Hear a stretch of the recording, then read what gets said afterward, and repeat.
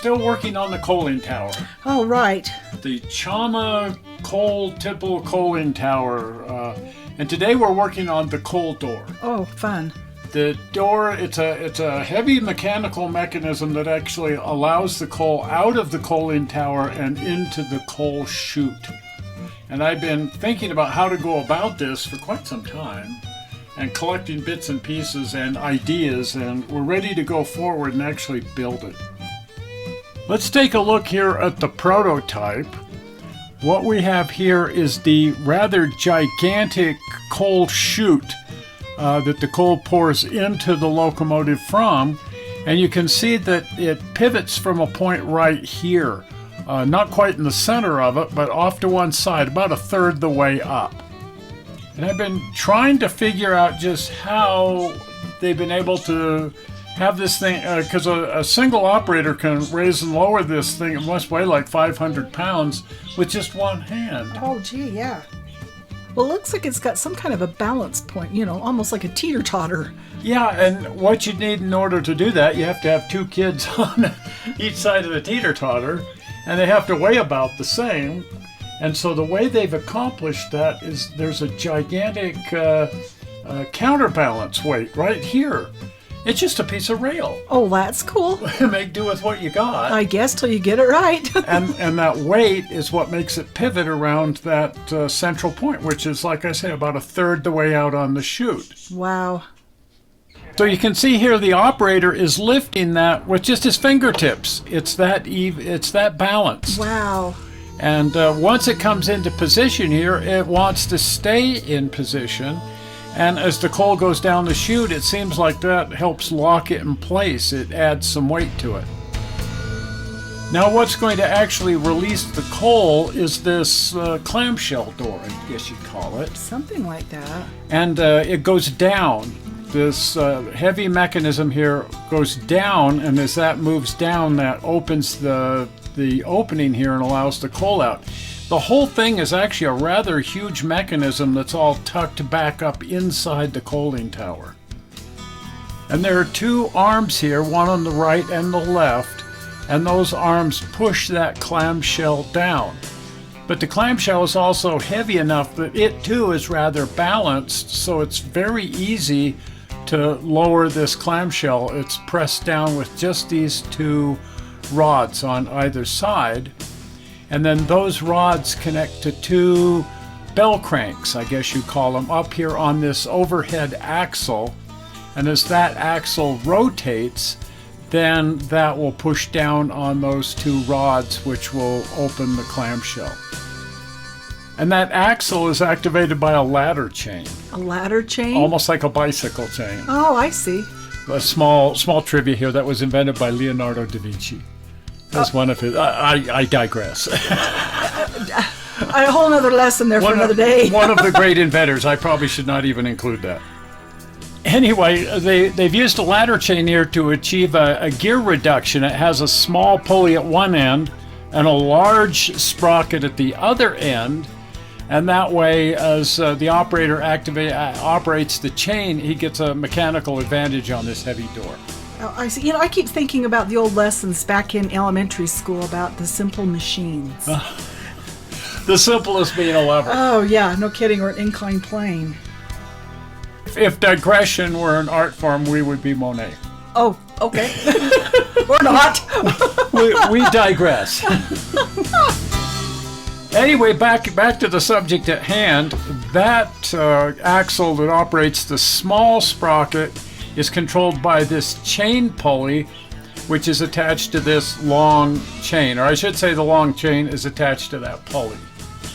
And that way the operator can grab one chain to open it and the other chain to close it. And because it's well balanced, it just opens and closes really easily. Yes. Oh, as long as something doesn't get snagged. If it were me, it'd be up there snagged and I'd be just pulling with all my might. Big chunk of coal caught in the door. Yeah. Anyway, check this out. With one chain in one hand and the other chain in the other hand, you can just open and close this door easily. Isn't that cool? That is just amazing. Just don't stand underneath it. I said it's cool. I think I should have said it's cold. Oh, okay. It's cold. Rock on. And then again, because the coal chute itself, even though it's like 500 pounds, the operator here, one single operator, can pretty easily, well, maybe not that easily, can pull that back up into place, and then it's just held in place with a hook, almost like the hook on a screen door. Well, it was a couple of pounds heavier because there was a few lumps of coal stuck in it. At any rate, here's the situation that I've got. The cut masonite piece that forms the bottom of the coal bin has this little, I don't know, tongue that sticks out that's supposed to overlap the main coal chute. And that works fine, except that I want to do this whole mechanism. And that means that this little tongue is going to be in the way. So I'm going to cut that off. And then the door mechanism has to lower down through the floor of the coal bin. I'm not sure how they accomplish that exactly on the prototype, but I'm going to cut grooves in the floor of the coal bin here so that the door has someplace to recess down into. As I'm working, I need to keep in mind that the big coal chute has to interface with this coal door. The coal door comes down and actually overlaps it slightly. And the back of the coal chute is going to be riding up and down on two tracks because it actually pivots from the center of the chute, the back riding up and down on tracks. So I sort of need to keep in mind exactly how that mechanism is going to work as I go forward designing and building my door. As the door is a rounded element, I originally thought, hey, I think I can just build this out of PVC pipe. And so I started by constructing a door out of PVC pipe. The system I've used for cutting off PVC pipe is to wrap it with some painter's tape so that I have a nice square line going all the way around. I can adjust my painter's tape until I know that I'm actually square to the pipe. And then I can clean that up by using my miter and disc sander to make sure it's perfectly square and smooth. I tried it in place, and it's a little small for what I was hoping, but I think this is going to work. So my next step is to cut a section of it out. One of the slick ways, if you need to mark a line on any round element that's absolutely parallel to your tube, you can just set it in the notch on a drawer. Pull a drawer out and then set that tube in place up against the front of the drawer. There's always this little notch there. And then you can mark out a line here that's absolutely parallel with your tube. I used to use this system for marking out fins on my model rockets. The diameter here is smaller than I need, and while I thought maybe I can expand that once it's cut, the more I thought about it, the more I thought, this is just not going to work. I need to construct this whole element just out of sheet styrene, and then I can make it exactly correct. Here's another little modeling tip. When cutting sheet styrene, it's nice to use the back edge of your knife, pull it backwards across your material, and just score a line that way, and then you can easily just break it once it's scored. But the back edge of the knife scores things much better than the front edge. Now I need to figure out how much of this I'm going to need. I'm going to cut it down, of course, to fit the opening. So I just kind of gently curled it and set it in place to see just how much curvature should be here and just exactly how big this should be. How much of this material should I form into this little doorway? Now I need to cut out the circles that will form the ends of it. Karen gave me this neat little, I don't know what you call it, some of it's like a outer compass thingamajig deal. But you can set it to the diameter that you want and then score a line around on the inside of this and cut out circles this way. The outer shell will be wrapped around that and glued in place. Of course, I'll only be using a pie wedge of this, but there's the basic structure right there. And then the pie wedge equals the distance, the height of the door, so that this will completely cover the opening for the door mechanism. And now, probably the trickiest part, gluing the whole thing together. Fortunately, I have this great little jig I got from Micromart with these magnets that'll hold things in place. And so I was able to clamp it in place, which held the sheet plastic in the proper curvature, and then weld the joint using Chama solvent glue. And then flip it over and do the other side. Try to keep everything as square as humanly possible, of course. I've also drilled those holes that the shaft will run through, and I need to make sure that those stay in alignment too. And now to set it in place to see if it's going to work. It seems like everything's just fine. I do believe this is going to work. The way the mechanism is going to work, I'm going to have a brass tube through the center here, and then an outer brass tube, a telescoping tube over the top of that, so that I can mount that outer tube to the bottom of the coal bin, and without this locking in place, so it'll still be able to pivot up and down. Okay, next up I need to cut off this tongue, which is sticking out and is completely in the way. I thought I would just use my rotary tool and a cutoff wheel. I think I can get in close enough here to just simply cut the whole thing away flush with the front of the building. And that worked out great. I'm going to do just a little bit of cleanup here with a sanding block and make sure that's nice and smooth. And now to cut the two notches that the door will lower down into. So just measure that out with the door, and then I marked out where the notches need to go and cut those with the same cutoff wheel.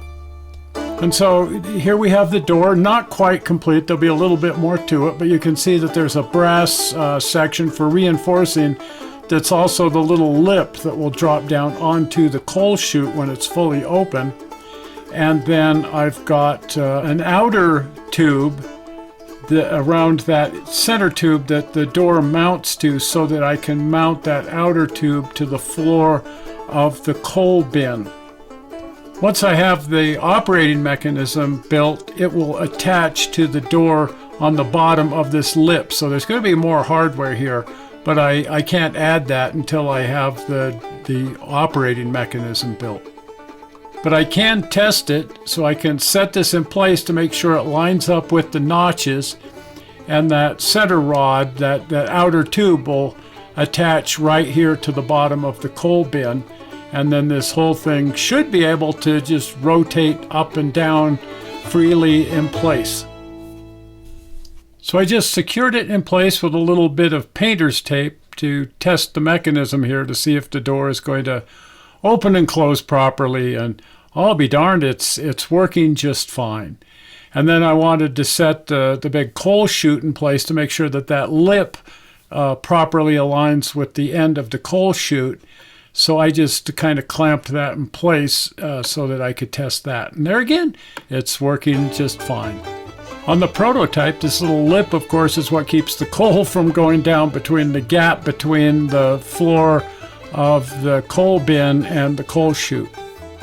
Now, a lot of this is being built out of K&S brass tubes. Right. And we have a big collection of K&S brass tubes. Yeah, we saw it at an art store, and it's like, I had to have it. And it's perfect to have around. Oh, yeah. You could never have too many oddball things like this just laying around the shop. I collect them. And they telescope inside of each other, and look at that, they just automatically find each other and get stuck inside of each other, just in a plastic bag. You just have to have your tweezers handy. And we always keep on hand, I don't know, maybe 30 different brass tubes and rods and wires and that sort of thing. In spite of that, no matter how many of these we have on hand, the size I need, we don't have. That's just Murphy's Law. And to reinforce Murphy's Law, once we get out to the hobby shop to buy the size we need, they're out of it too. Right. So then we're off to Amazon. Yes. So the source of all things. And speaking of having a collection of all kinds of things around, I have these various pulleys and gears and chains and so on hand. I actually found this ladder chain on Micromart several years ago when I first started on this project, and I thought, hey, that's going to be perfect. It's still listed in their catalog, but it now says unavailable. But I found it on another website, and I'll put a link in the description. I love working with these K&S brass tubes that just telescope inside of each other. All of the bearings here, as well as, of course, the support structure, everything's going to be held together with K&S brass tubing. The pulleys and the sprockets here are all drilled out so that a brass tube will fit inside of there, and then that brass tube telescopes over another brass tube so that that pulley can rotate freely. The large sprocket here will have two arms attached to its axle that will have linkages that run down to the coal door that will actually open and close the coal door. Everything's turning freely. I think this is going to work out just great. So I ended up taking out almost maybe a third of the links here in the ladder chain to get the length correct. And then I glued these wooden blocks in place because the pillow blocks will mount to those. And then I've just tacked all of the pillow blocks in place using double stick tape just so I can test the mechanism. Of course, a lot of this is not exactly accurate to the prototype. This is a much heavier ladder chain. The bottom pulley doesn't have any spokes in it as per prototype, and the spokes on the outer chain pulley are also incorrect. But hey, it's close enough, I think. The key is it works great, and that's kind of fun. Not that I'm really planning to operate this very much, but it's just fun to think that it actually operates, and I think it's actually going to operate quite smoothly. Still remains to be seen. There's a lot more to build. That is working really well. I mean, that is amazing.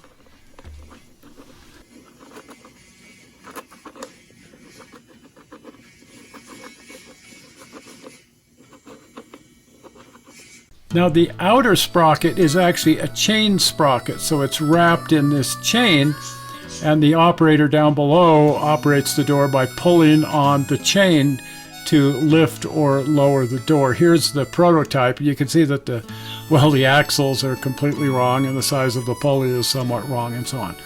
But there it is. There's the prototype, and here's my version of it. And the pulley here is just spinning freely on the axle because I haven't attached it yet. But I think once it's actually attached to the axle, I'm sure that once it's attached to the axle, it'll turn quite freely and work just fine. It's also easy to get sort of confused as you're working on something like this. You lose all track of scale. And so I always like to take a human figure and put a human figure in the middle of the model, just so that you can be reminded of just how big these pieces really are. Yes, they're immense. Look at the size of that chute compared to the guy. Oh, yeah, I can only imagine. And he's got to be able to operate all of this stuff just by himself. Oof. One person up here. And his muscles. And there are no safety railings. Oh, no. No harnesses. Nope. No OSHA. Nope. And just all this work is done entirely by strong arms and strong legs. Brute force. And I wonder how many people lost fingers and even their lives. Anyway, the next thing I need to create here are the bell cranks that go on the ends of this axle, and then the rods that go from here down to the actual door. And then a few more little detail parts, and I'll be ready to paint this and actually mount it in place for real. Oh, yeah. Hopefully you're going to want to follow along with all of that. And so if by chance you're not a subscriber to the channel, do hit the upcoming subscribe button. And if you liked the video, feel free to hit the like button as well. But the easy way to subscribe will be to hit the upcoming blue button. Zoink! Right there, the blue button. Well, we're not sure how you found this video on the internet. We hope you didn't find it boring. And Karen and I will see you here on Tuesday. Right. We'll see you then. We'll see you. Bye-bye. Bye.